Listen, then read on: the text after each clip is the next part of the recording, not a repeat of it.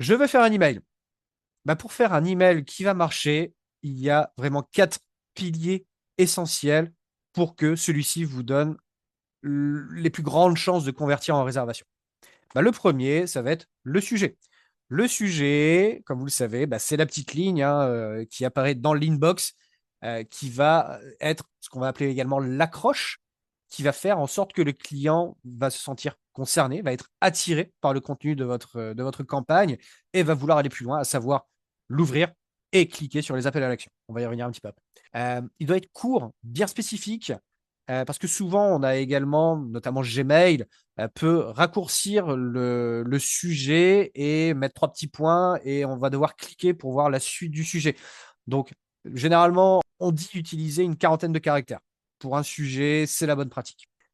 Il y a des mots à éviter dans le sujet si vous ne voulez pas vous retrouver dans les spams des gestionnaires d'email.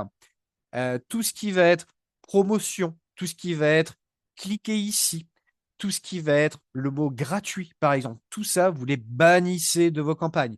Ce ne sont pas des emails engageants, c'est des emails qui font passer pour des campagnes de spam ou de phishing qui ont été très grandement utilisées dans le passé.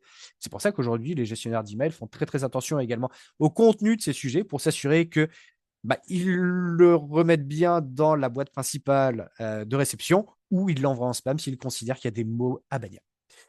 Les emojis, grande question. Oui, vous pouvez mettre des emojis. Non, vous ne pouvez pas en mettre beaucoup.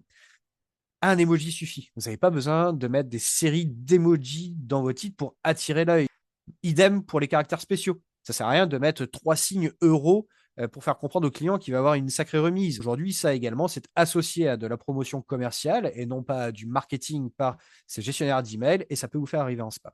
Le deuxième pilier, c'est bien évidemment le contenu. C'est-à-dire, ça va être le corps de votre email, c'est les briques de texte, d'appel à l'action et de photos que vous allez mettre les uns avec les autres pour que votre email soit engageant, donne envie d'être lu et donne envie d'être cliqué potentiellement à travers les différents appels à l'action. Une idée par campagne. N'envoyez pas une newsletter ou une offre promotionnelle super longue. Il faut vraiment qu'il y ait des idées simples, claires et précises. Et il y a des photos de qualité, des photos qui sont prises dans votre établissement, voire des photos que vous allez pouvoir retrouver sur Internet, mais sur lesquelles vous avez le droit d'exploitation. Petit parallèle en passant, chez Expérience, on vous fournit une base de données de plus de 60 000 photos libres de droit que vous allez pouvoir utiliser. Il faut que les textes soient courts et surtout, quand vous allez rédiger votre email, toujours vous mettre à la place du destinataire. Est-ce que ça me donne envie de cliquer? Est-ce que c'est joli? Est-ce que les appels à l'action, est-ce que les textes sont assez courts pour m'encourager à aller plus loin? Le troisième pilier, ça va être ce qu'on appelle le CTA, le call to action. Le call to action, c'est le bouton ou les boutons. Potentiellement, on peut en mettre plusieurs, même si je vous encourage à en mettre très très peu. Un bouton qui va encourager le client à aller plus loin, à en savoir plus, à avoir plus de détails sur votre offre, à connaître les conditions potentiellement, voire à être redirigé directement vers votre moteur de réservation. Le bouton, il faut qu'il soit clair, il faut qu'il soit visible. Il y a des couleurs à bannir. Un appel à l'action rouge, attention, le rouge, c'est le feu rouge quand on est en voiture, on n'a pas le droit de passer. Un bouton vert, le vert, c'est là encore sur mon feu rouge, quand celui-ci est vert, je peux y aller, je peux traverser la route. Par conséquent, mettez des couleurs qui soient engageantes. Le contenu textuel de vos appels à l'action doit effectivement également donner envie d'être cliqué.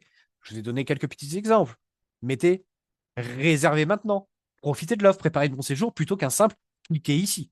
Vous savez que les yeux balayent le mail avec ces mots-clés. Ce n'est pas les pavés textes qui vont être lus en premier. Ce qui va être lu en premier, c'est les textes courts qui ressortent dans ce type d'appel à l'action. Et c'est le quatrième pilier, vers quoi je suis redirigé. Ma redirection, le client va cliquer sur l'appel à l'action, vers quoi je souhaite le renvoyer. Je recommande des landing pages, notamment pour tout ce qui va être offre spéciale. Ça ne prend pas longtemps à faire. Décrivez votre offre. Faites un joli petit design, une ou deux photos. Expliquez clairement quel est le gain pour le client. Pourquoi est-ce qu'il devrait réserver? C'est ça qui va vous permettre de convertir sur vos campagnes d'emailing.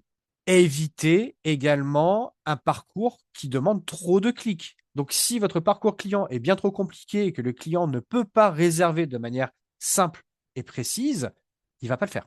Un client, en quelques secondes, il faut qu'il ait compris ce qu'il y a sur la page et il faut que ce soit engageant et qu'il veuille aller plus loin.